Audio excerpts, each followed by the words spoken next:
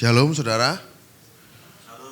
Senang bisa kembali bersama-sama dengan saudara hari ini untuk menikmati keindahan Tuhan kita Yesus Kristus. Di NCC kita hanya berbicara tentang Yesus Kristus saja saudara. Karena kita semua percaya seperti apa yang para penulis Alkitab percaya, yaitu Yesus Kristus itu adalah pusat dari segala sesuatu. Amin saudara.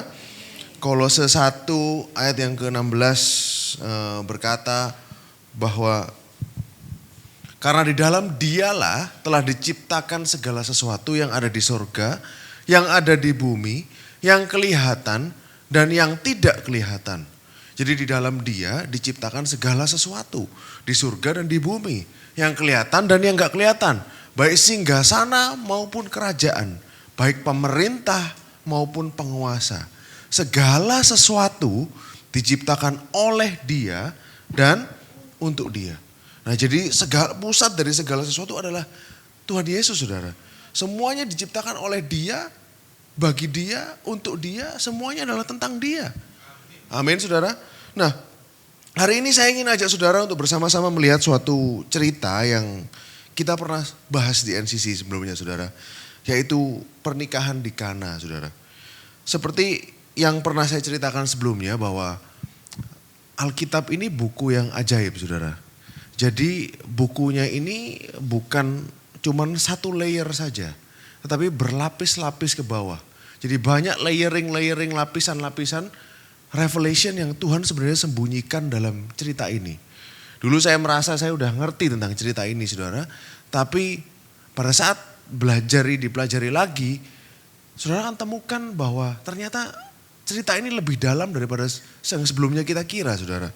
Nah Alkitab ini gak akan pernah kita habis bahas saudara. Sampai saudara rapture nanti atau bertemu dengan Tuhan, Alkitab gak akan pernah selesai dibahas. Karena Alkitab ini adalah firman yang hidup. Mari kita baca bersama Yohanes 2 ayat 1 sampai 16. Yohanes pasal yang kedua ayat 1 sampai ke 16. Pada hari ketiga, nah perhatikan saudara ya, ada perkawinan di Kana yang di Galilea dan ibu Yesus ada di situ. Yesus dan murid-muridnya diundang juga ke perkawinan itu. Ketika mereka kekurangan anggur, ibu Yesus berkata kepadanya, mereka kehabisan anggur. Kata Yesus kepadanya, mau apa engkau daripadaku ibu? Saatku belum tiba. Tetapi ibu Yesus berkata kepada pelayan-pelayan, apa yang dikatakannya kepadamu, buatlah itu. Di situ ada 6 tempayan yang disediakan untuk pembasuhan menurut adat orang Yahudi. Masing-masing isinya 2-3 buyung. Yesus berkata kepada pelayan-pelayan itu, isilah tempayan itu penuh dengan air. Dan mereka pun mengisinya sampai penuh. Jadi diisi sampai penuh saudara. Lalu kata Yesus kepada mereka, sekarang cedoklah dan bawalah kepada pemimpin pesta. Jadi lalu mereka pun membawanya. Saudara bayangkan jadi pelayan-pelayan ini bawa air ke pemimpin pesta. Kalau ini gak jadi anggur mereka pasti sudah dipecat saudara. 9. Setelah pemimpin pesta itu mengecap air yang telah menjadi anggur itu. Dan ia tidak tahu dari mana datangnya. Tetapi pelayan-pelayan yang mencedok air itu mengetahuinya. Ia memanggil mempelai laki-laki. Dan berkata kepadanya, setiap orang menghidangkan anggur yang baik dulu. Sesudah orang puas minum, barulah yang kurang baik. Jadi setelah mereka pada minum, terus habis itu sudah agak mabuk, jadi akhirnya kan nggak tahu kalau anggurnya kurang baik, saudara. Jadi yang kurang baik itu belakangan. Tapi orang ini berbeda. Akan tetapi engkau menyimpan anggur yang baik sampai sekarang. Nah perhatikan kata-kata ini saudara ya, kita akan bahas nanti ayat 11. Hal itu dibuat Yesus di Kana yang di Galilea. Sebagai yang pertama dari tanda-tandanya. Perhatikan kata tanda saudara. Dan dengan itu ia telah menyatakan kemuliaannya. Dan murid-muridnya percaya kepadanya. 12 terakhir. Sesudah itu Yesus pergi ke Kapernaum bersama dengan ibunya dan saudara-saudaranya dan murid-muridnya. Mereka tinggal di situ hanya beberapa hari saja. Inilah adalah tanda, dikatakan saudara, tanda pertama. Kenapa kok Yohanes gak pakai kata-kata inilah mujizat pertama? Kenapa kok pakai kata-kata tanda? Karena kata tanda ini saudara, mereferensikan, menunjuk. Tanda, kalau saudara lihat tanda di jalan, itu menunjukkan apa saudara? Menunjukkan sesuatu. Jadi ada sesuatu yang dia mau tunjukkan dari mujizat ini. Makanya dalam kitab Yohanes, kitab Rasul Yohanes ini disebut tanda-tandanya. Karena semua mujizat yang tercatat di kitab Yohanes ini terpilih saudara. Dan tidak semuanya ada di ketiga Injil yang lain. Karena ada pesan yang ingin Yohanes sebenarnya sampaikan. Melalui setiap mujizat yang dia pasang di situ saudara. Nah, nanti kita akan kembali lagi ke sini saudara. Pernahkah boleh dibuka ayat 1? Kalau kita kembali ke ayat 1, pernahkah saudara bertanya, hari ketiga ini signifikan? Yes, karena disebuti Alkitab seperti itu. Tetapi hari ketiga dari mana saudara? Hari ketiga dari kapan? Kenapa kok Alkitab sengaja taruh di situ pada hari ketiga ada perkawinan di Kana dan di Galilea? Nah, hari-hari sebelumnya di mana? Saudara, untuk mengerti ini, saudara mesti baca Yohanes pasal 1. Karena konteksnya ada di Yohanes pasal 1. Yohanes pasal 1 ayat 1 sampai 5, mari kita baca bersama. Dikatakan seperti ini, pada mulanya adalah firman. Firman itu bersama-sama dengan Elohim dan firman itu adalah Elohim. Saudara kalau lihat bahasa Inggrisnya lebih jelas, in the beginning, pada mulanya. Pada saat orang Yahudi baca, saudara harus pakai kacamata orang Yahudi pada zaman itu saudara ya. Pada saat orang Yahudi yang diceritakan ini kan pada waktu itu yang pertama kali tahu Yesus adalah orang-orang Yahudi. In the beginning mereka harus ingat apa saudara? Kejadian pasal 1. Pada mulanya Tuhan menciptakan langit dan bumi. In the beginning God created heaven and earth. Nah jadi Yohanes 1 ini paralel dengan Kejadian pasal 1. Boleh dibuka ayat 2, lanjut. Ia pada mulanya bersama-sama dengan Elohim. 3, segala sesuatu dijadikan oleh dia. Nah seperti Kolose tadi. Dan tanpa dia, tanpa Yesus, tidak ada sesuatu pun yang telah jadi dari yang telah dijadikan. Dalam dia ada hidup dan hidup itu adalah terang manusia. Terang itu bercahaya dalam kegelapan dan kegelapan tidak menguasainya. Saudara perhatikan kata-kata apa yang dipakai di sini. Yang pertama, kata-kata pada mulanya. Yang kedua, kata-kata terang. Kata-kata firman. Kata-kata kegelapan. Ini semuanya ada di Kejadian pasal 1. Boleh dibuka Kejadian 1 ayat 1 sampai 5. Pada mulanya Elohim menciptakan langit dan bumi. In the beginning. Bumi belum berbentuk dan kosong. Gelap gulita menutupi samudera raya. Dan roh Elohim melayang-layang di atas permukaan air. Berfirmanlah Elohim, jadilah terang. Jadi Yesus itulah terang itu saudara. Jadilah terang. Lalu terang itu jadi. Makanya nanti di New Heaven and New Earth tidak ada matahari. Karena tanpa matahari pun sudah ada terang. Yang adalah Yesus itu sendiri. Dipisahkannya terang itu dari gelap. 5. Dan Elohim menamai terang itu siang dan gelap itu malam. Jadilah petang dan jadilah pagi. Itulah hari pertama. Kalau saudara ingat tadi saudara baca apa? Roh Tuhan melayang-layang di atas permukaan air. Saudara buka Kejadian 1. Yohanes 1 ayat 32. Saudara akan temukan. Yohanes 1 ayat 32 ini dikatakan apa saudara? Yohanes memberi kesaksian, Yohanes Pembaptis. Aku telah melihat roh turun dari langit seperti merpati dan ia tinggal di atasnya. Atas Yesus saudara. Yesus pada waktu itu di mana? Mau dibaptis oleh Yohanes di sungai Yordan. Jadi roh Tuhan melayang-layang di atas permukaan air. Jadi Yohanes nulis ini supaya pembaca itu ingat Kejadian pasal 1. Supaya mereka ngerti, oh ini sama, paralel dengan Kejadian pasal 1. Nah, kalau saya pernah sampaikan di sini saudara bahwa kitab Yohanes ini adalah suatu cerita recreation, penciptaan ulang. Jadi recreation, Tuhan menciptakan ulang, membuat penciptaan yang baru. Itulah kitab Yohanes. Kalau saudara ingat, pada waktu Yesus bangkit, dituliskan di kitab Yohanes pasal yang ke-17. Injil Yohanes pasal yang ke-17. Maria Magdalena datang ke situ, dia menangis karena Yesus gak ada. Lalu tiba-tiba ada seorang yang dikiranya tukang taman, betul, tukang kebun. Sama, pekerjaan Adam yang pertama di Taman Eden adalah untuk tend the garden. Dia sebagai memelihara taman. Waktu itu Yesus dikirain tukang taman. Jadi the first Adam, second Adam. Ini Garden of Eden, ini Garden Tomb, saudara. Jadi saudara bisa lihat paralelnya semuanya ini. Saudara akan lihat, oh ini toh konteksnya. Ini toh Yohanes tuh ngomong ini loh. Ini maksudnya dia. Nah, kembali ke kata-kata hari ketiga tadi. Saudara kalau saudara baca, saya akan persingkat buat saudara. Yohanes pasal 1, saudara akan banyak temukan on the next day. Keesokan harinya. Nah, saya ingin ajak saudara untuk berhitung. Supaya saudara juga aware. Ternyata Alkitab itu ajaib saudara. Jadi kalau saudara hitung harinya. Kejadian Yohanes 1 ayat 29.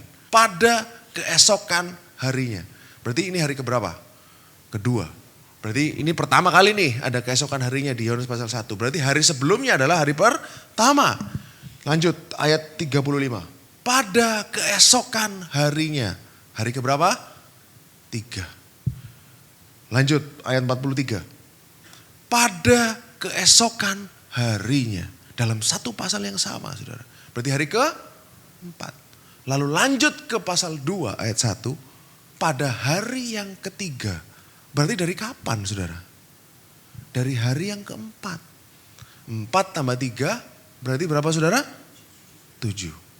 Pernikahan di Kana terjadi pada 7 day, hari ke-7. Kalau dalam narasi penciptaan saudara.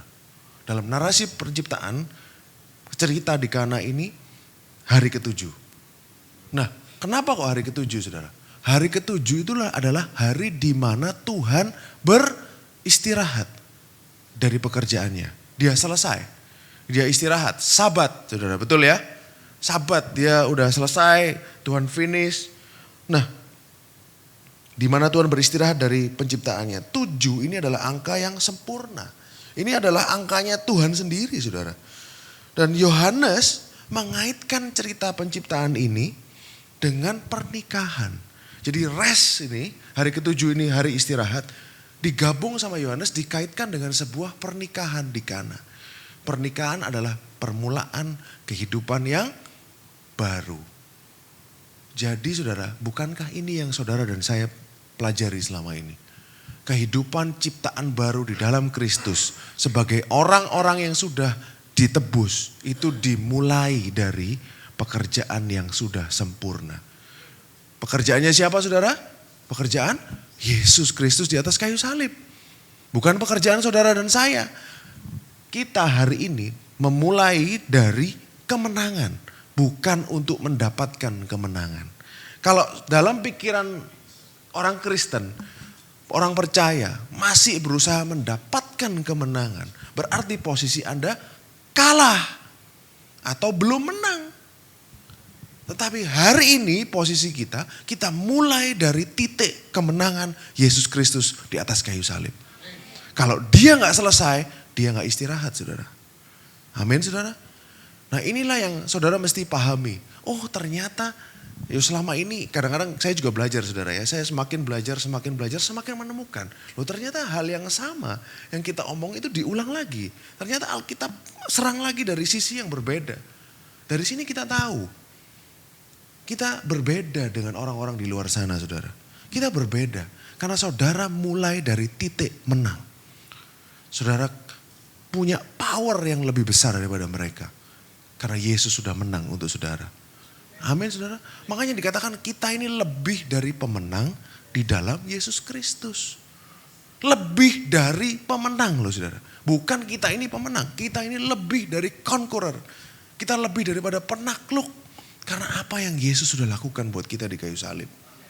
Kita cuma menerima apa yang dia sudah lakukan buat kita. Nah kita lanjut saudara.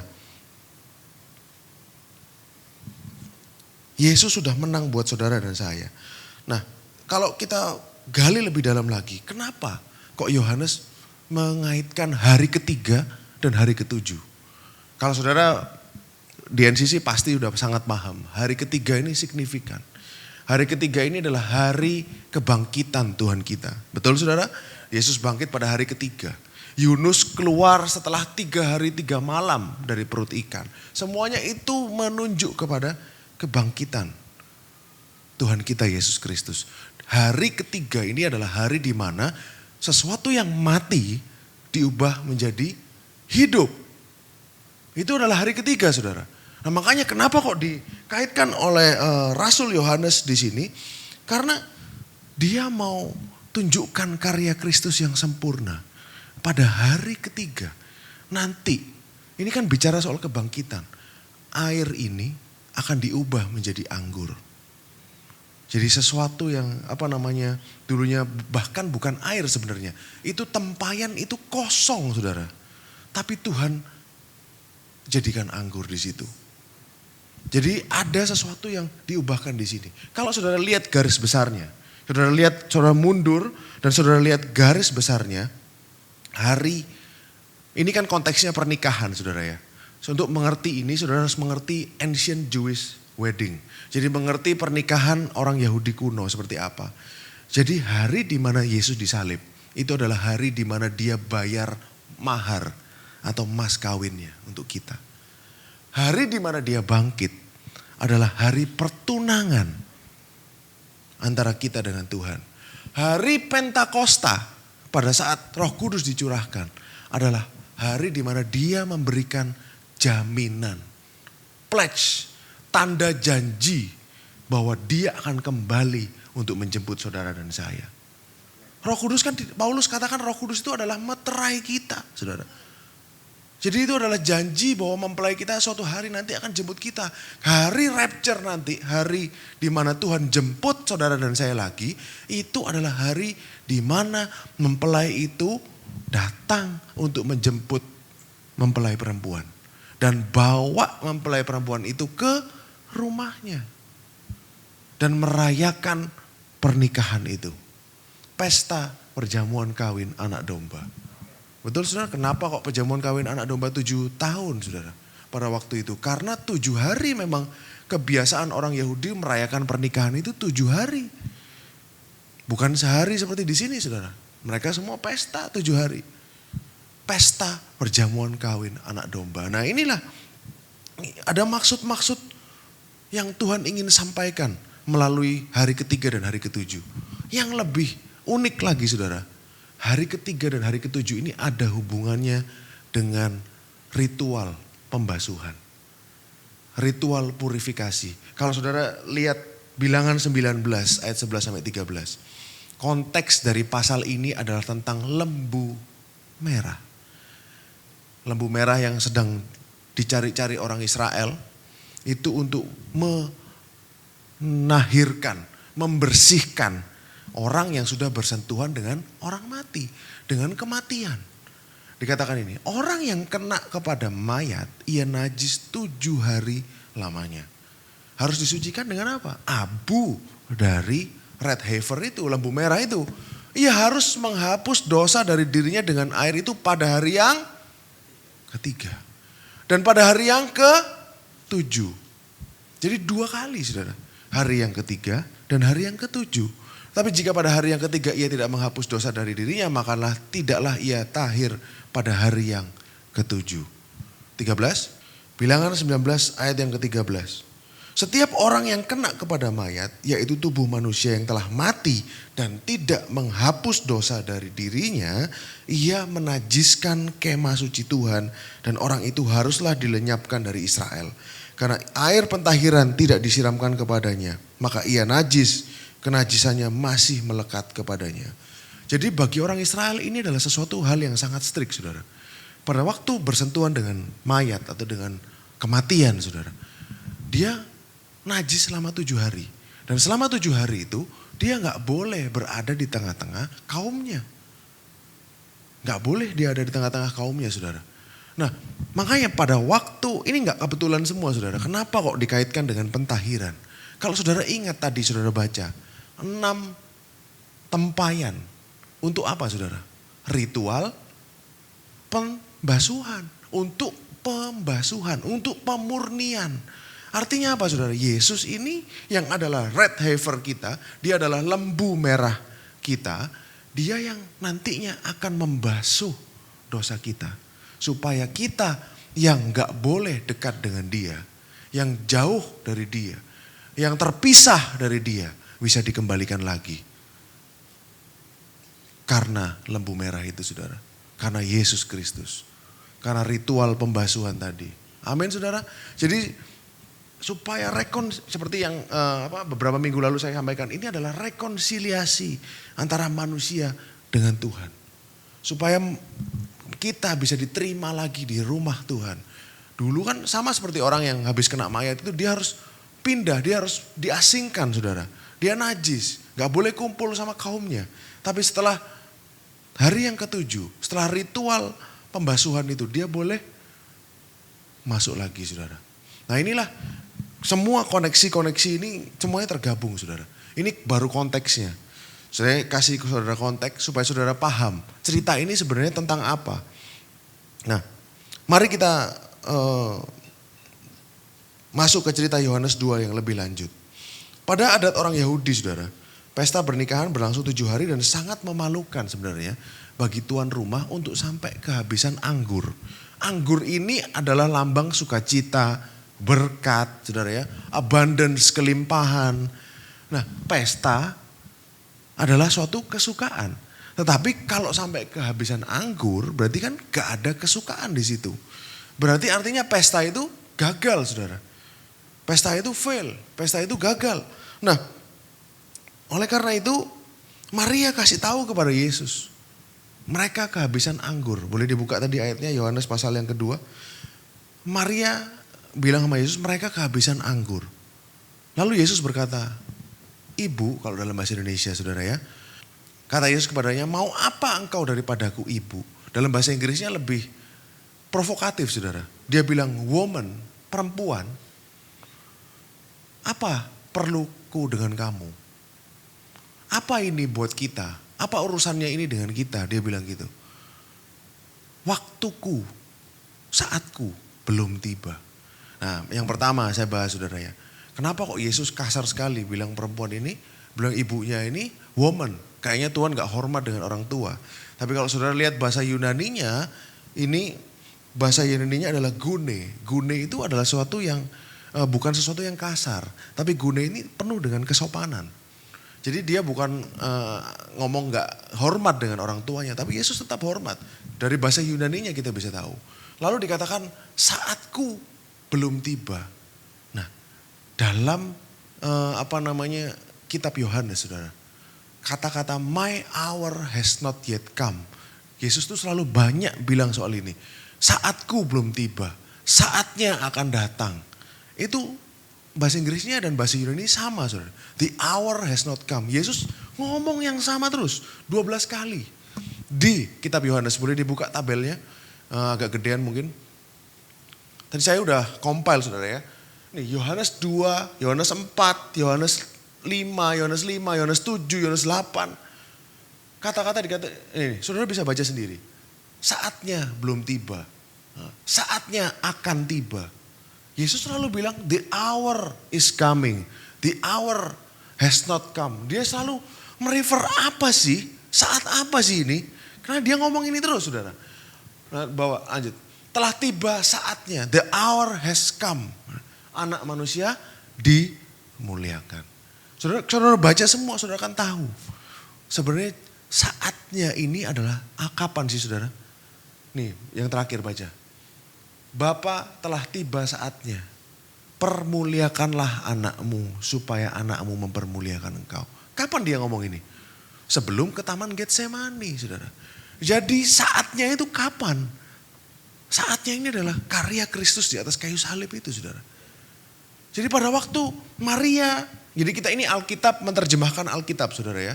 Jadi saudara harus pakai Alkitab, menerjemahkan Alkitab supaya gak salah menginterpretasikan Alkitab.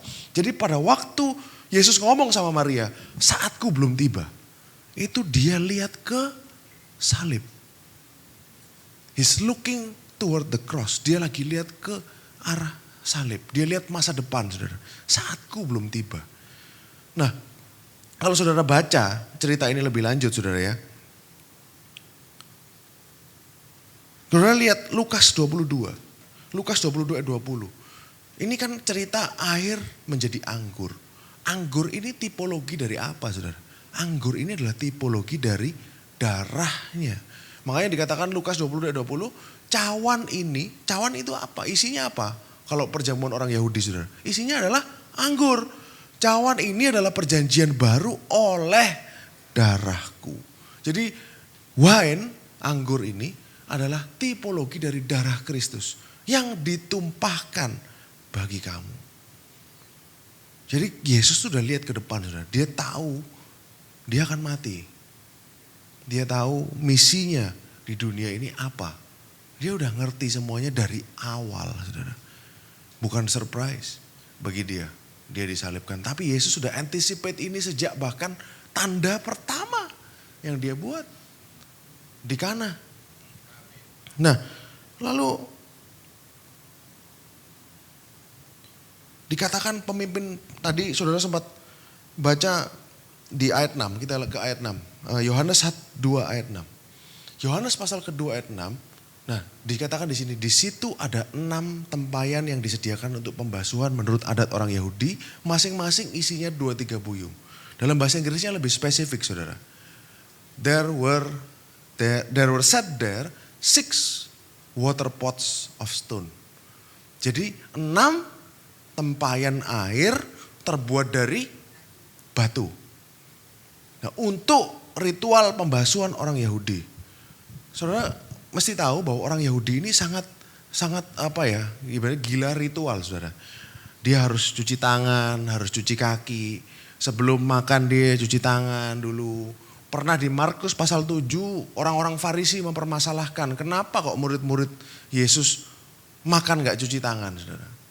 Dipermasalahkan sama mereka, saudara. Lalu mereka harus cuci gelas dan piring sebelum perayaan. Mereka harus basuh dirinya sebelum mereka masuk ke tempel, ke tempat suci, saudara. Jadi mereka sangat memperhatikan soal cleansing, tentang pembersihan, pembasuhan. Nah, makanya di situ ada 6. Ini 2-3 buyung ini bukan kecil loh, saudara. Ini besar. Jadi ada 6 di situ ya, mungkin untuk orang-orang yang pesta ini sebelum dari mereka jalan, dari perjalanan mereka cuci kaki dulu, sebelum masuk rumah cuci tangan, sebelum makan. Mungkin itu, saudara, yang dipakai pada waktu itu. Tapi kata-kata yang dipakai spesifik Alkitab tulis 6.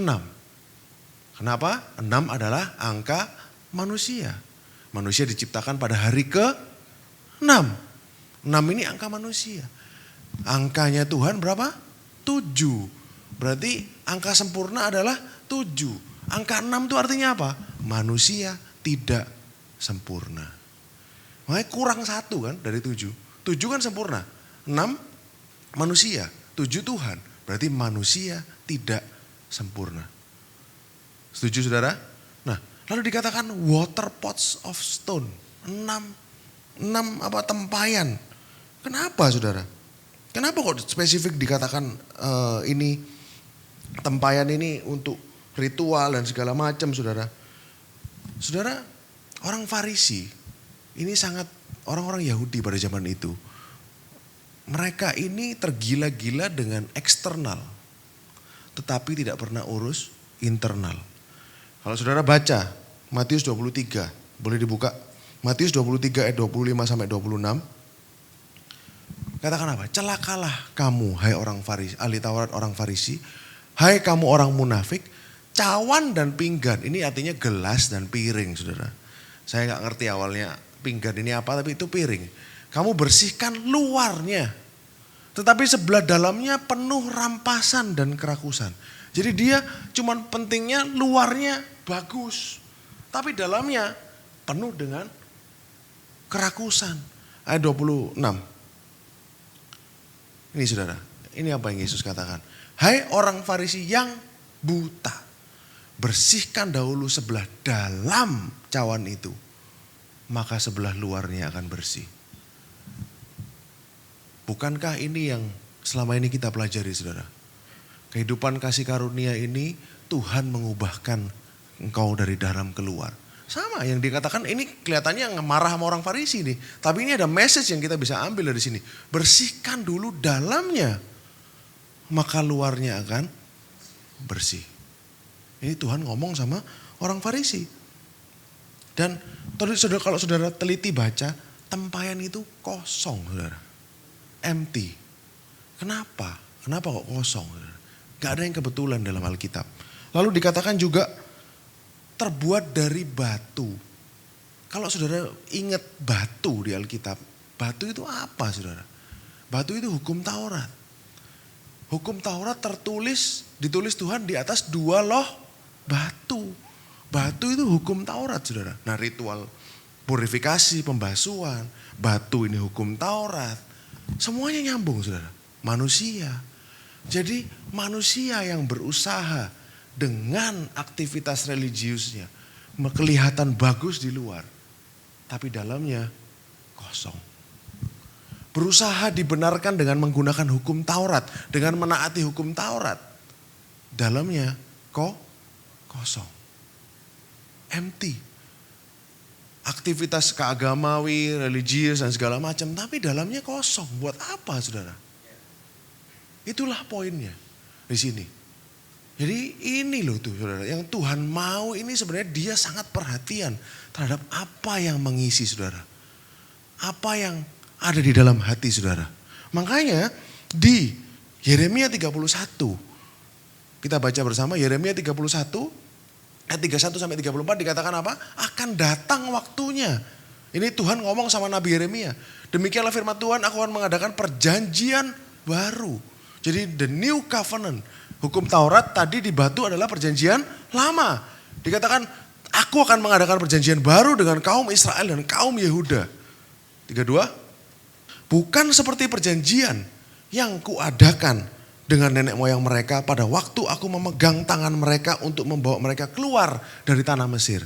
Jadi perjanjian baru ini tidak sama dengan perjanjian yang lama.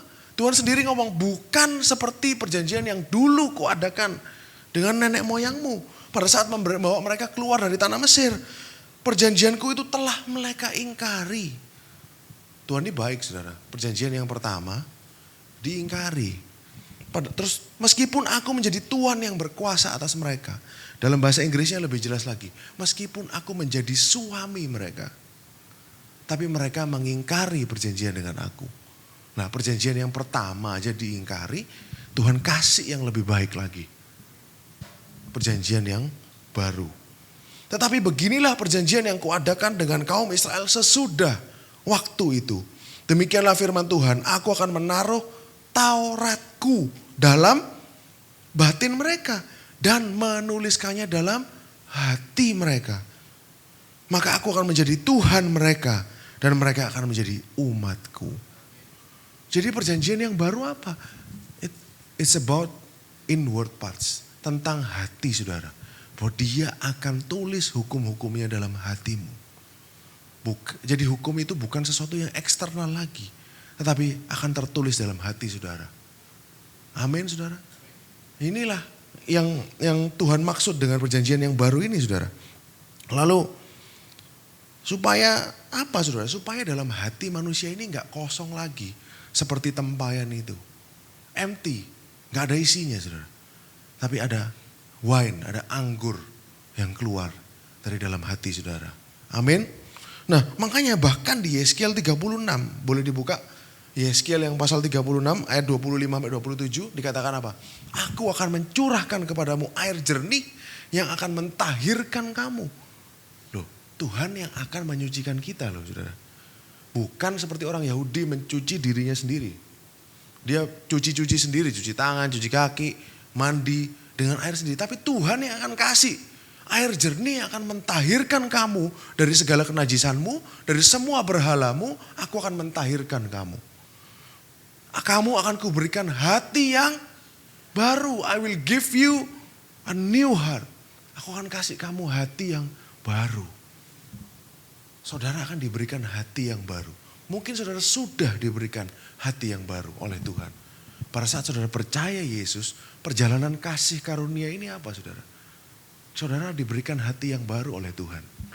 Saudara akan diubahkan dari dalam keluar. Melalui perjalanan Anda menikmati Yesus dalam dunia ini. Amin saudara. Dikatakan dan roh, kamu akan kuberikan hati yang baru dan roh yang baru. Saudara dan saya, pada saat saudara percaya Yesus, saudara terima Roh Kudus, dikatakan apa? Saudara akan terima roh yang baru di dalam batinmu. Dan aku akan menjauhkan dari tubuhmu hati yang keras. Dan kuberikan kepadamu hati yang taat. Dalam bahasa Inggrisnya lebih jelas saudara. Aku akan menjauhkan hati yang batu. Jadi hati manusia ini sebelum perjanjian baru ini hatinya ini batu saudara. Dalam perjanjian baru Tuhan janji bahwa kita hati yang batu ini akan disingkirkan dan diberikan heart of flesh. Heart of flesh itu artinya apa? Hati yang daging saudara. Hati yang lembut. Bukan hati yang batu lagi. Inilah janji Tuhan kepada saudara. Saudara akan diberikan hati yang baru. Dia akan ubahkan saudara dari dalam ke luar. Inilah new covenant. Kalau sebenarnya ini bukan intensi saya untuk ngomong soal ini hari ini saudara. Tapi sudah 2-3 minggu ini berbicara soal transformasi hati. Perubahan hati. Enggak disengaja. Dari perkawinan di Kana kok bisa ada soal ini juga saudara. Saya percaya itu adalah message yang Tuhan ingin sampaikan kepada NCC saudara.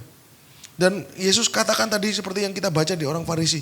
Dia mau membersihkan yang dalam dulu. Baru nanti luarnya akan bersih. That's how God works. Begitulah cara kerjanya Tuhan. Bukan dengan ancaman saudara. Bukan dengan ancaman akan kutuk, ancaman akan hukuman. No. Dia rubahkan saudara dari dalam keluar dengan kasihnya. Dengan cintanya. Kalau saudara lihat, kembali ke Yohanes pasal 2. Dikatakan ayat 7 tadi, boleh? Dikatakan bahwa tempayan itu diisi sampai penuh. Tuhan kita ini adalah Tuhan yang berlimpah-limpah. Dia selalu memberi itu berlimpah-limpah. Kalau ditaruh pada konteksnya, satu buyung itu 39 liter saudara. Saudara katakan satu tempayan itu 2 sampai 3 buyung. Berarti satu tempayan ini kurang lebih berapa? 80 sampai 120 liter. Saudara. Kalikan 6. Berarti ada 600 liter anggur yang Tuhan berikan pada waktu itu. Dia kalau memberi itu saudara, berlimpah-limpah. Tuhan gak akan ngasih secukupnya. Tapi kalau dia memberi dengan berlimpah-limpah. Dan anggur ini gambaran apa saudara? Darahnya. Darah Yesus hari ini amat sangat tersedia buat kita semua. Amin saudara. Kalau dikonvert ke zaman modern saudara. Kalau dikonvert ke zaman modern itu kan satu botol wine 750 ml. Dapat berapa saudara? Dapat 700 botol wine. Berapa krat itu saudara?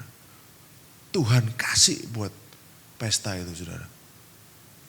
Inilah dia Tuhan yang kita sembah. Yesus Kristus yang amat sangat baik. Pada waktu di sini aja di mujizat atau tandanya yang pertama aja dia sudah lihat salib. Dia sudah gambarkan salib. Sudah digambarkan tentang darahnya yang akan tercurah. Wine ini adalah tipologi dari darah Kristus. Anggur adalah tipologi dari darah Kristus. Lalu di ayat 10. Nah ini saudara. Lalu pemimpin pesta ini ngomong apa saudara? Pemimpin pesta ini ngomong. Setiap orang menghidangkan anggur yang baik dulu. Dan sudah orang puas minum barulah yang kurang baik. Betul? Akan tetapi engkau menyimpan yang anggur yang baik sampai sekarang. Berarti anggur yang Yesus kasih itu lebih bagus daripada anggur terbaik yang mereka hidangkan di awal. Betul saudara ya? Ini kan Yesus kasihnya di akhir. Biasanya orang nyimpen itu yang jelek ditaruh yang terakhir, yang bagus ditaruh yang di depan. Nah ini yang terakhir lebih bagus daripada yang di depan. Gambaran apa ini saudara? Perjanjian baru. Perjanjian baru ini lebih bagus daripada perjanjian yang lama. Tuhan berikan yang lebih baik. Perjanjian yang bukan berdasarkan effort dan usaha manusia. Tetapi berdasarkan karyanya yang sempurna di atas kayu salib. Bukan berdasarkan usaha kita. Bukan berdasarkan kebaikan manusia. Tapi berdasarkan kebaikannya. Berdasarkan kasih karunia-Nya. Belas kasihannya yang sudah dia dicurahkan buat kita. Amin saudara. Makanya Daud katakan apa? Lebih baik bersandar pada belas kasihan Tuhan. Karena belas kasihannya ini sesuatu yang kita bisa andalkan. Sesuatu yang bisa kita pegang dalam hidup ini saudara. Kita gak layak saudara terima ini semua. Tapi dia sudah melayakkan kita. Pada saat saudara masukkan dalam pikiran saudara, saudara masukkan dalam hati saudara, saudara akan ngerti seberapa saudara dicintai oleh dia. Seberapa dia sangat baik buat saudara. Yesus Kristus jauh lebih baik daripada Adam yang pertama. Dia Adam yang kedua, dia lebih baik daripada Adam yang pertama. Betul saudara? Dia lebih baik daripada Musa. Apa yang dia lakukan buat kita jauh lebih baik daripada yang sebelumnya. Daripada semuanya yang ada. Itulah Yesus saudara. Makanya kalau kita kembali ke Yohanes pasal 1 saudara ya. Yohanes pasal 1 membandingkan Yesus dengan Musa. Nah, saudara pasti tahulah ayat ini. Yohanes 1 ayat 17. Sebab hukum Taurat. Ini Yohanes pasal 1 saudara. Hukum Taurat diberikan oleh Musa. Tetapi kasih karunia dan kebenaran datang oleh Yesus Kristus. Musa cuman bisa ngasih hukum itu. Tetapi dia tidak bisa menggenapi hukum itu. Betul saudara? Yesus, dia bukan cuman ngasih seperti Musa. Tetapi dia menggenapi hukum Taurat itu. Itulah jauhnya level Musa dan Yesus. Jadi jangan dibandingkan saudara. Dia cuman kasih aja. Tapi gak bisa dia lakukan itu. Tapi Yesus dia bisa lakukan itu semua. Dengan sempurna. Amin. Makanya pada waktu, nah ini jadi setiap kali Yohanes pasang referensi saudara. Dia pasang referensi ke Musa. Lalu kita bisa lihat. Di perkawinan di Kana. Dan mujizatnya Musa apa? Tulahnya dia apa? Air menjadi darah. Tulah pertama di Mesir adalah air menjadi darah. Elemennya sama, air. Satunya menjadi kematian saudara. Tapi Yesus, darah kan kematian saudara. Pada waktu itu banyak yang mati ikan-ikan di situ. Mujizat pertamanya Musa membawa kematian. Tulah pertamanya Musa membawa kematian. Tetapi mujizatnya Yesus yang pertama. Air menjadi anggur. Dia membawa sukacita dan kehidupan buat kita semua. Jadi kontras saudara. Saudara lihat, memang Rasul Yohanes taruh ini supaya kita lihat. Jadi dia ada referensi Musa, dia ada referensi ini, itu, Yohanes Pembaptis. Itu bukan kebetulan semuanya. Supaya saudara lihat ke perjanjian lama. Supaya bisa saudara bandingkan bahwa Yesus yang saudara dan saya sembah itu jauh lebih baik daripada Musa. Apalagi buat orang Yahudi yang sangat mengidolakan Musa pada waktu itu. Makanya oleh hukum Taurat. Hukum Taurat ini baik saudara. Hukum Taurat itu kudus, dia suci, sempurna. Tapi problemnya adalah hukum Taurat itu tidak bisa menolong kita. Hukum Taurat itu menyatakan dosa. Roma 3 ayat 20 dikatakan apa? By the law is the knowledge of sin. Karena justru oleh hukum Taurat orang mengenal dosa. Jadi hukum Taurat itu ada supaya manusia mengenal dosa. Itu maksudnya saudara. Yang bisa menolong kita dari dosa adalah Yesus. Bukan hukum Taurat. Bukan usaha manusia, bukan apapun tradisi-tradisi dan semua aktivitas agamawi. Bukan saudara. Tapi Yesus Kristus yang bisa selamatkan kita dari dosa. Hukum Taurat gak bisa selamatkan kita dari dosa. Dia cuma nunjukin aja. Ini loh dosa, kamu ini orang berdosa. Yang bisa selamatkan kita hanyalah Tuhan kita, Yesus Kristus. Amin. Nah, Alkitab ini pada awalnya diawali dengan pernikahan saudara. Pada akhirnya juga ditutup dengan pernikahan. Kalau saudara ingat cerita Adam dan Hawa, mereka diciptakan pada hari ke-6. Tidak baik manusia ini seorang diri. Ada pasangannya dari sisinya. Betul saudara? Waktu itu jadilah suatu persatuan, union antara Adam dan Hawa. Di kitab Wahyu nanti, Kristus, pernikahan Kristus dengan gereja mempelai perempuannya. Di tengah-tengah ada pernikahan di Kana. Apa sih message-nya? What's the message? Kenapa? Alkitab ditutup, dibuka dengan pernikahan, ditutup dengan pernikahan. Di tengah-tengah ada pernikahan di Kana, perkawinan di Kana. Kenapa? Yesus itu sedang mendeklar misinya. Dia datang untuk menjadi mempelai lelaki kita. Makanya dia pakai setting pernikahan. Dia datang untuk menjadi mempelai laki-laki bagi saudara dan saya. Itulah deklarasinya pada waktu dia datang melalui pernikahan di Kana. Jadi di Alkitab ini gak ada yang kebetulan saudara. Semuanya ini ada maksudnya. Saudara akan temukan layer demi layer, lapisan demi lapisan. Saudara akan gali lebih dalam. Saudara akan semakin tahu bahwa Tuhan itu baik. Saudara akan tahu karakternya Tuhan gimana. Program kerjanya itu apa saudara. Cara kerjanya seperti apa. Saudara baca Alkitab. Saudara akan semakin paham, semakin ngerti hatinya dia.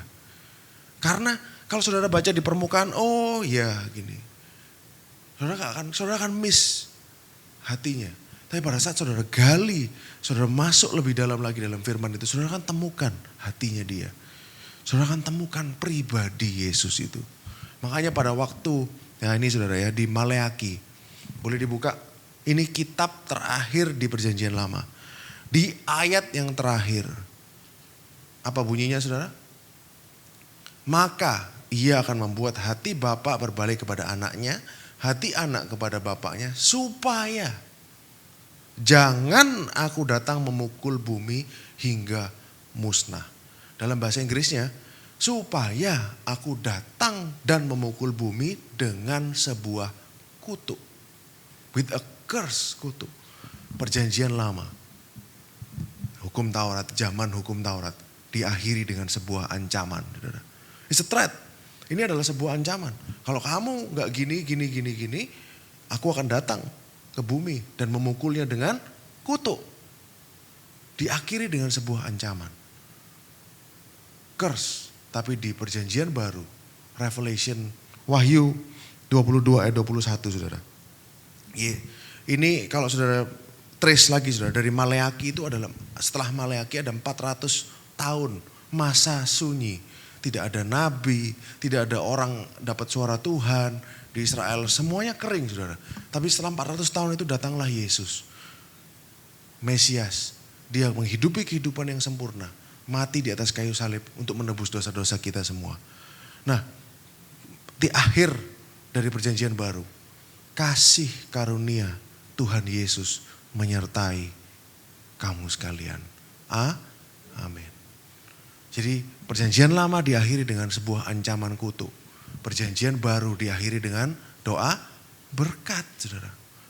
Kasih karunia, the grace of our Lord Jesus Christ be with you all. Ini adalah berita baiknya hari ini.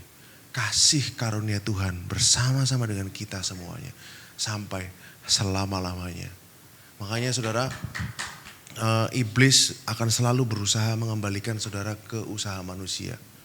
Iblis akan berusaha mengembalikan saudara untuk kembali mengandalkan orang lain. Mengandalkan AI. Mengandalkan diri kita sendiri. Mengandalkan orang-orang di sekitar kita. Iblis akan lakukan itu semua. Dia akan coba membuat saudara mengandalkan apa yang saudara punya. Koneksi saudara. Tapi itu semua adalah tipuan saudara. Kembalilah berfokus kepada Yesus. Karena dia adalah sumber dari segala sesuatu. Amin. Dia adalah Tuhan yang sudah, yang lebih penting lagi adalah dia adalah Tuhan yang sudah mengasihi saudara. Dan itu sudah dibuktikan. Kalau yang lain ngomong mengasihi tapi belum dibuktikan saudara ya. Tapi Kristus sudah membuktikan segalanya buat saudara dan saya. Amin. Mari kita berdoa. Terima kasih Tuhan, terima kasih atas firman-Mu, terima kasih atas pewahyuan yang Kau sudah berikan buat kami semua Tuhan. Tentang betapa baiknya Engkau, tentang betapa indahnya Engkau Tuhan. Bahwa Engkau datang ke dunia menjadi mempelai laki-laki kami. Kau datang ke dunia untuk membawa kami pulang nantinya bersama-sama dengan Engkau. Karena kami adalah mempelai-Mu perempuan Tuhan. Kami adalah orang yang Engkau sangat kasihi. Aku berdoa buat setiap jemaat NCC yang mendengarkan pada sore hari ini Tuhan. Biarlah hati mereka semakin hari semakin diubahkan. Dari hati yang dulu mungkin seperti batu Tuhan. Yang Kau katakan di Yeskiel. Menjadi hati heart of flesh. Hati yang lembut. Dan supaya cinta akan Engkau semakin keluar dari hati mereka. Dari dalam keluar. Bukan sebuah paksaan, bukan sebuah ancaman Tuhan. Tapi sebuah keinginan yang genuine, yang asli, yang original, yang tidak palsu. Untuk selalu bersama-sama dengan Engkau. Karena kami tahu Tuhan, hanya Engkaulah satu-satunya yang mengasihi kami dengan sempurna. Terima kasih Yesus. Di dalam nama Yesus, kami berdoa dan mengucap syukur. Haleluya. Amin.